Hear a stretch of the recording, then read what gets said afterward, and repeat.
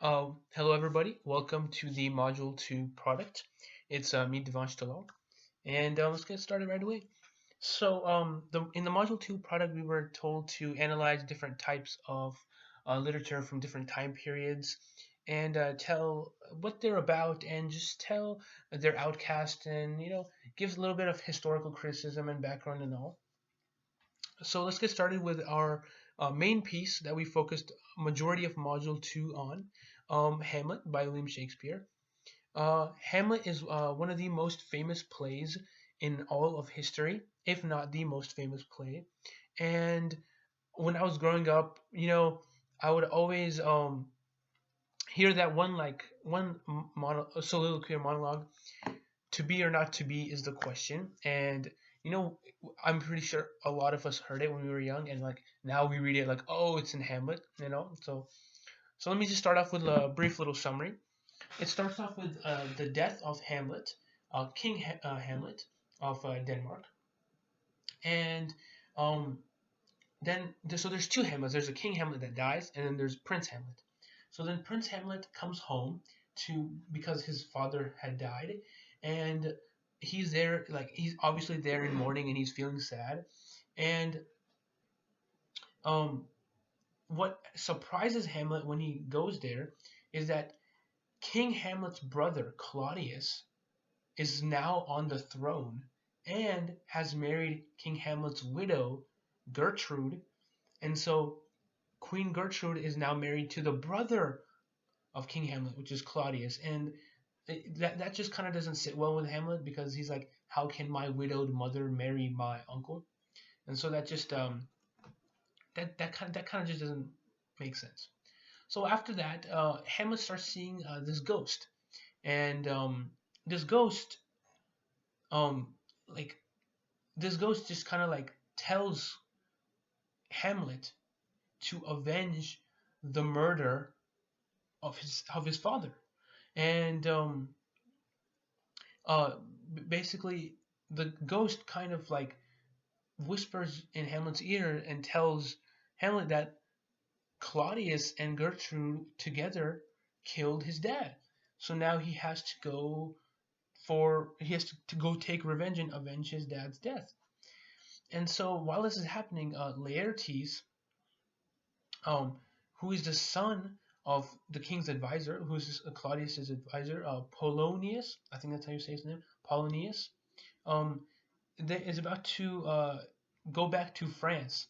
But like before he's about to leave, he tells his sister, which who loves Hamlet, or yeah, and her and Hamlet have a little thing going on, and he tells his sister to be cautious of Hamlet because he senses something is wrong, and so then he leaves. So then Hamlet starts to his characteristics and personality really start to change. He's always this composed man. He always thinks before making decisions and all. But then he changes while he's in the mood for revenge, and he becomes very like sporadic and like he just does things all of a sudden, and his like sanity like is like questioned by everybody. And Claudius and Gertrude both get like really like worried and concerned, um, and people think that it's because Ophelia is rejecting Hamlet as a boyfriend, husband, I don't know, boyfriend or like a lover, and they like Claudius like they decide to send spies after um like Hamlet to see what's going on. Like, why is he becoming all sort of kind of weird? So then, um, Hamlet gets spied on by Claudius's men and all, and so like that kind of goes on. And then so there's this meeting when Hamlet and Claudius meet in a chapel, and they kind of like kneel down to pray. But then Hamlet's thinking to himself like, why don't I just kill him here? Why don't I just take my revenge right here? And but then he thinks like Claudius is in the middle of his prayer and he'll go to heaven if he dies. And then that Hamlet thinks like, wow, that's like really that would be like a good death for him, and so he wouldn't want to do that. And so okay, so and here you can see like the change of Hamlet's character. Like he becomes this dark human being who waits to kill somebody because he wants them to go to hell. That's like really impressive, I guess. And so then Hamlet has an interaction with Gertrude in a Gertrude room, and they like start to argue, and um like um so then what happens is while they're arguing and all, Hamlet stabs Polonius, Ophelia's brother. No, no, sorry. Polonius' dad. I'm sorry. Scratch that. Hamlet stabs Polonius, Ophelia's dad. These names are getting confusing for me. Polonius is Ophelia's dad. Yes. I'm sorry if I'm like pausing a little bit because I've like written my notes down in a notebook, so I'm kind of like reading off that. Um, and um, he, um, he stabs Polonius, who's Ophelia's dad, thinking that it's Claudius who's hiding behind the curtains, and so that like really like sticks in his mind too, like wow, like he did something wrong. But then like the ghost appears, and he's like, just don't get distracted. Like your one task is to get revenge by killing Claudius, and so then a lot of little drama happens with Fortinbras, the Prince of Norway, whose like dad's lands were seized by the king, and who like he comes to Denmark, and then Claudius sends like Hamlet and like two other of his like I guess goons to England, and then Claudius basically tells his goons to whose names are Rosencrantz and Guildenstern. Sorry, I'm butchering these names probably, and they want to execute Hamlet, and so uh, basically, um, Hamlet finds the letter that Claudius sent telling his goons to kill Hamlet, and then he kind of like plays a trick on them, and it ends up with his goons getting murdered, and so then Hamlet returns to Denmark. Then from there, Ophelia just kind of goes mad, right? Um, and because Hamlet has killed her father Polonius, and like she like just drowns and like dies, and then in a graveyard like Hamlet like confesses her love for her, and it's just a really emotional moment. And then at the at the graveyard, Laertes and Hamlet they like decide on a duel, and like and then like all sorts of drama breaks out, and like bam, like during the duel, Gertrude like accidentally like drinks poisoned drinks, and like Hamlet is wounded with like a poisoned sword, and like then Laertes is wounded, and so it's just then Laertes like just randomly confesses like that Claudius plotted to kill Hamlet, and then Hamlet stabs Claudius, and Hamlet dies. Like then it's just like all of a sudden everybody's alive, and then everybody dies, and basically Hamlet dies, and he just tells Horatio, which is one of his like good friends, to continue the story. And then like the Norwegian army comes, and like Prince Fortinbras seizes like control of Denmark and all, and it's just really like impressive, like how Shakespeare wrote this, like from everything is going great, and then bam, all of a sudden like everything breaks out. And so that's a summary. It's a brief summary. It's a pretty long summary. I hope y'all understood that. And so now let's think about what Shakespeare is trying to say. So this is obviously like a tragedy where like at the end everybody dies, and so in the play like Hamlet when he sees the ghost and all he gets like a mission. So in the beginning he's like Prince of Denmark, I guess, and he transforms himself into an outcast, right? Because the ghost tells him his one focus should be getting revenge, and that's so he takes himself away from society to focus on his goal of being an outcast, and in help with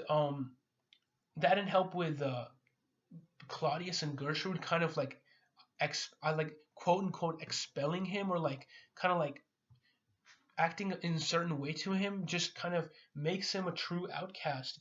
and it's like really like it's interesting to see like his development as from like a good like a bright character to like his like on the path to darkness, but like in darkness in a good way because he's avenging his father's death.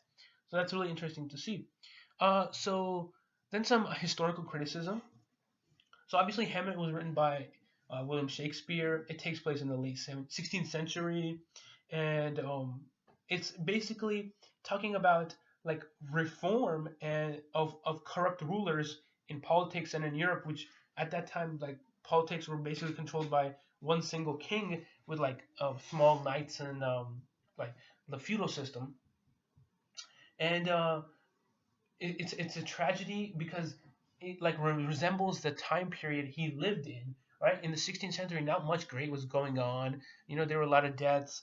Um, like the living age wasn't great, and so Hamlet was also based off like a corrupt king, like who like which is Claudius, who's like committed a lot of murders and like not good deeds to earn like the power that was like his or was not his, and so it's just that's what Shakespeare's trying to like get at. Um, so there's also some there's a little bit of new criticism or like literary criticism, and the important theme in this work is that idea like the word seemed, right, like ideas like seemed. So Prince Hamlet like seemed to be crazy to like everybody, but this was like a deception, right? He's not actually insane, he's just acting like that so he could kill Claudius. And again, like Claudius like looked as if he was upset at his brother's death, but no, he was just greedy. And um and then it turned like Prince Hamlet like transforms from like protagonist, and then like he's like dark and antagonist, and then at the end he becomes protagonist, like a better person who changes like Denmark. And so that's kind of like what Hamlet is saying, and it's a really great play. Y'all should definitely read it if you have the time. And let's go on to the next literary work. So the next piece, which is my favorite piece, is the love song of J. Alfred Prufrock by T.S. Eliot, and this is a kind of long poem that we read. And let me give you a summary first. So it basically takes place in the 1910s, and the main character, narrator, who's also narrator, uh, goes by the name J. Alfred Prufrock, and Prufrock is a very troubled individual, I'd say, and so he at first he seems to be like talking about somebody he loves, who he would like to have some sort of relationship with, maybe like date or marry or something like that, and Prufrock never like takes the opportunity to go and ask her out and like shoot a shot because he feels like he feels very nervous, and he doesn't feel like comfortable doing it, and that's because he second guesses himself about everything. Right, like a main thing he like one of the main themes is his appearance. He's always talking about like his bald head. Like, does he have a bald head? Like, what will people think of his bald head? And it's just like like he just he doesn't believe in himself. So um he just kind of like internally talks to himself about like how about this woman, but he can't like bring himself to ask her out. And it like then the poem like shifts from like place to place, and like time periods to time periods, and like time is also a major theme in this, where it is that you have to respect time, right? Like time is very important, and if you don't respect it, time won't respect you. And because he has all these opportunities to ask out the girl or talk to the girl or like shoot a shot, but he doesn't do it, and he doesn't respect time. So and then in the end he's just in the end it's like he's lying there pretty much like old and sad, and like he has nobody to talk to. And it's like a pretty sad poem, I guess, but it has a deeper meaning, right? So first, who is the outcast? Outcast is obviously Prufrock. because he outcasted himself. It's not like society said, "Oh, you're ugly." No, it was him that said, "Oh, like I look ugly. I don't feel confident in myself. What if she says no? All these things that was going in his mind. So that caused him to be an outcast, and yeah, that caused him to be an outcast. But like, what is the author trying to say? So the historical criticism, right? So this story is written in the 1910s when like men were supposed to act a certain way, right? They were supposed to be like not show any emotions. They couldn't cry. They had to like dress pretty much perfect, right? Like the idea of a gentleman, and this takes place in London, so it's even more like gentleman type. And so like men are supposed to act in a certain way, and they like they can't like just confess their love to everybody, to like people. And so it's really interesting to see like, oh, like wow, like this man, like he was holding it in because of society. And that's what the author is trying to say, like it's society that made him think that way. And like a lot of men would think like, am I good enough, like am I doing the job of being a man, right? And so that's what like I guess the author is trying to say. And so yeah, that's what the author is trying to say about like historical criticism. And like Prufrock is thinking about like societal norms and like what men actually do in society, and if he does something that's not in society, will he be shunned or will he be outcasted? But the thing is, like, he's outcasting himself of the fear of being outcasted. So that's really like I guess it's an ironic thing. And so that's basically what uh, this poem says. And you see a little heart for the love and like the time, and you gotta respect time. You gotta find a good person to love, and that's what it's about. So the next piece of work is The Nature of Proof in the Interpretation of Poetry by Lawrence Perrine. Um, to, his name might be complicated, but the story was very fun to read. So this poem, basically, okay. So for me, it was kind of hard to like understand and interpret what it was saying. Um, so so okay, because there's a lot of details in this poem. Like they're like really hard to interpret, and they're like just it's very like hard to understand what he was saying. Like at first, like I had no idea like um what to like how to tackle it and how to understand it. Um, and like because Perrine's like he has like a concept of like incorrect and correct poetic interpretation, and it was like I just couldn't get it at first. And so Perrine basically explains that like the quirks of poetry, and that there's like a specific way to analyze it and interpret it. And I don't know, it was a really unique piece to read, that it was very, actually very challenging. And and and basically what like Perrine says is that there's like two criteria for interpreting poetry. First, it must account for every single detail, um, like at all, right? And then the second is that if there are like more than one interpretation, then like the one that has like the fewest assumptions is like the better is correct, is the better one. And there's some like pros and cons of this theory.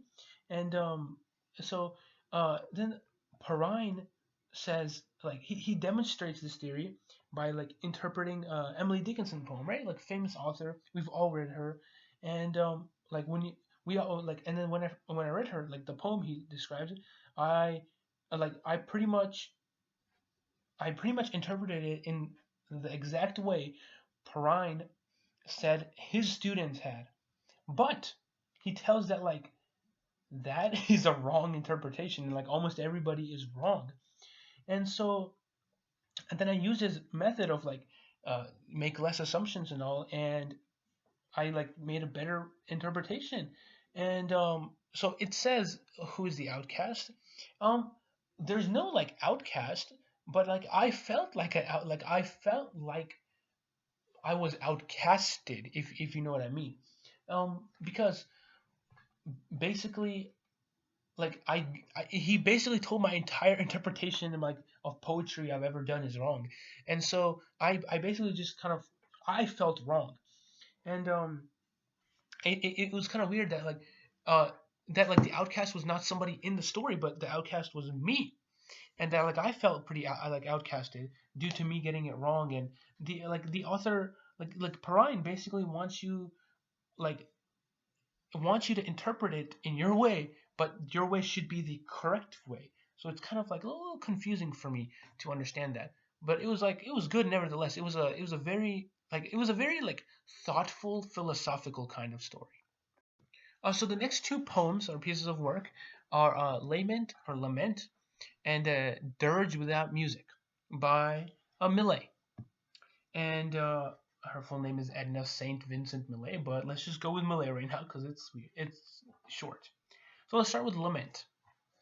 Um, so Lament basically has a wife who like say like Millet, um, whose husband dies, and she's explaining to the kids about like their father's death, and it's like so and it's really detailed in what it what how it's explaining it, because she goes into detail about like, oh, like you can have his pants and I'll make you shorts from them, and you can keep whatever's in his pockets, and it's like the little things that like everybody can connect to, and that really like that like really like hits home with like my family, like not immediately like my dad, but like other people in my family have gone to the military, and like they've lost their lives, and like I know like a couple of my aunts, they're like kind of like widowed, and it kind of like really hits home, and like, oh, like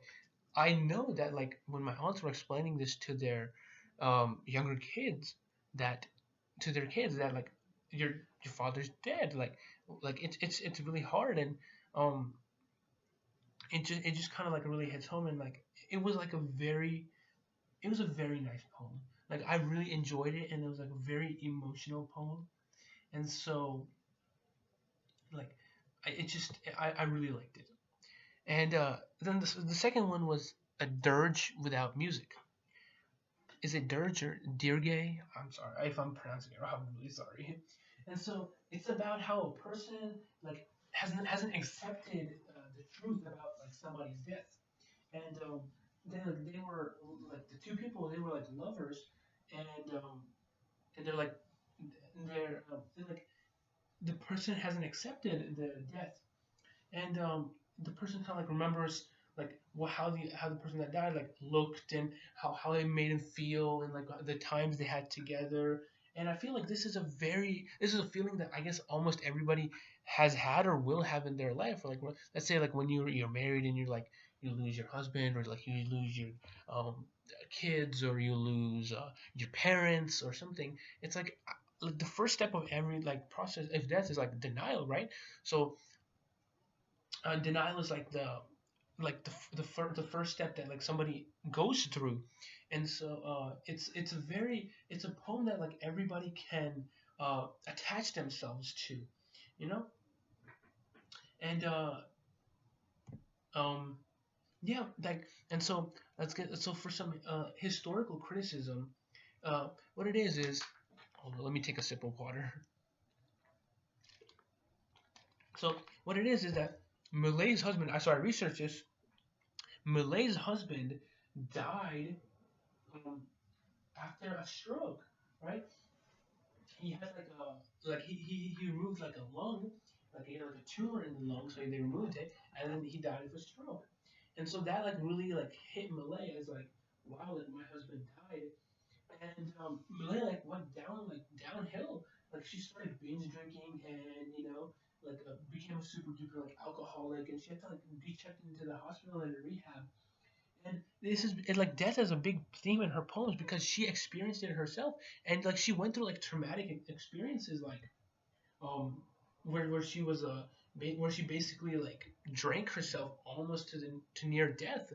And I feel like the outcast in this poem is obviously like the the two like the wife in lament and the other person who have lost somebody, right? And like they feel outcasted from society, like they're in denial, like they don't know what to do next. Like how could it have happened that my husband died, my like this person, my loved one died, like the first step, like denial, like how did it happen that they died? And so that's just that's the outcast. And it I feel like Malay is also an outcast, right. She lost her husband and she started binge drinking, became an alcoholic and all that. And so she outcasted herself from society, which when she wrote her poems made it feel very different, about death. Usually poems aren't about death, they're about something else. And so it's because she was an outcast due to her um, alcoholism and all that, that her poems were like this. So I think historical interpretation and historical criticism for this is very important, and more important than new criticism. And it was just like these are like really different poems, like they're really similar poems in like their topics, but like they're different from other poems. And yeah. So the article I used in to like portray um like the historical criticism and all is it's called "The Sonnet and Gender Performance in the in the Love Song of J. Alfred Prufrock." And this basically just says why Prufrock is acting the way he did. And it this is the article that showed me that about like societal norms and gender norms back in the 1910s. And it was a really fun read. And basically what it's saying is um, at that time, men could not express themselves and had to act in a particular way, or else, men. There were not a lot of free thinking men. That's why, like, men always developed this like one personality of like dominance, and like we gotta do this. Men are the breadwinners. Men don't show emotions. Men don't cry. You got like that is how this article is, and this article basically helped me understand Prufrock and saying why Prufrock is acting like that way. It's not like because Prufrock is a weirdo. It's because society made him like that. Society made him an outcast, which is why he acts like the way he acts. And it's really it's really interesting because what if um like what if like what I'm trying to say is like, what if there were no gender norms and all, and would Prufrock act differently? And what if Prufrock and this happened in modern times? Would it be similar or different? Because I feel like in the 1910s and the 2000 like 10s and 18s and whatever, they're kind of like very similar because like because they're similar in ways like okay, because in the 1910s men had to act in a certain way, and a lot of men would feel like what I'm doing, I don't feel like right. I don't feel good about what I'm doing, and it's just not me. And the same thing's today, right? Because like today, men are supposed to be act in a certain way, but it's getting like that stigma is getting a lot less now, right? Men can show more emotions, so it really opened my eyes into what what like how Prufrock is acting and like all that, and like why he's acting that way. And so my outside source is the Odyssey by Homer, obviously one of the most famous like epic poems ever. And so who is the like okay summary? It's I think it's like too long to summarize, but we all should know that Odysseus is coming back from the Trojan War, and then he gets wrecked. So then he's on a ship, then he goes through like different obstacles and gets wrecked, and like doesn't come home from like for like 10 years, and so this relates because of historical criticism and there's an outcast factor. So obviously Odysseus is the outcast, and he is outcasted because he did bad, like he had like ill will towards the gods, because when he did this when he was I guess fighting the Polyphemus, the Cyclops. Polyphemus is the son of Poseidon, and Polyphemus cursed him, and so that's why all the gods went against him and made sure that Odysseus, had a tough journey and tough travel. And that's why Odysseus is like outcasted basically. And um, yeah, and so the historical context of this is like, why would Homer write about this? Homer wrote about this for two reasons. One, at that time, war was a very common thing, right? Fighting between city states and other countries and all. It was a very common thing. Like, it was so common that, like, in a lot of cities in Greece, except for Sparta, a soldier was not just a soldier. Like, a soldier was also like it was like his main job was like a blacksmith or a potter or a painter or like a wine merchant. And then his side job in times of war would be a soldier. So like war was that common. And like every soldier was like something else, and like everybody was a soldier. Like war was that common, and so they had to like uh give like give war an interesting story, I guess. And then the Odyssey like also explains a lot of like obviously like mythological things that people like questioned back in the day with the Greek gods and all in Greek mythology. So that's why like I think the Odyssey really relates to the feeling of an outcast and all, and like using historical context to interpret it, like using that time period in Homer's life and what had happened. And because it's also because Homer felt like an outcast, right? Homer was blind, and like he wanted to become this great poet and author, and he was blind, but like he did it anyway. So like the world was like pitted against him, but he like came out on top. And so basically, that's the end. And these are my works cited in MLA format. And let me give you another look right here. So basically, that's the end of these like works, I guess. And so I just want to touch up on the Outcast one more time. So in the pieces we read, there's three main outcasts I can see. Obviously, in Hamlet, from Hamlet, and the woman from Lament. No, sorry. Yeah, the woman from the widow from the Lament, and the woman that's that refuses to accept the death in the Dirge. And all three of these characters are like they aren't alone, like they aren't alone, but they are isolated. They feel isolated. They have isolated themselves, right? And the woman in the dirt feels like helplessness, and she can't. She's in denial over the death. Um, the widow feels like that she's responsible, like for some partly responsible for the death, and she's now 100% responsible for her kids and her kids' pain. And to a part, she also ignores her own to help the kids, right? And Hamlin is obviously an outcast because everybody thinks he's crazy, and so he's outcasted. And but then he's a tragic hero, and so those are like the outcasts, and like understanding these pieces using historical context and historical criticism and is very important, because then you truly find out what the author is trying to say and where the author is coming from, and that's what it is. That's how you interpret them. And so this has been Devansh. I hope you enjoyed this pretty long video, I guess, and I guess that's the end. All right, thank you.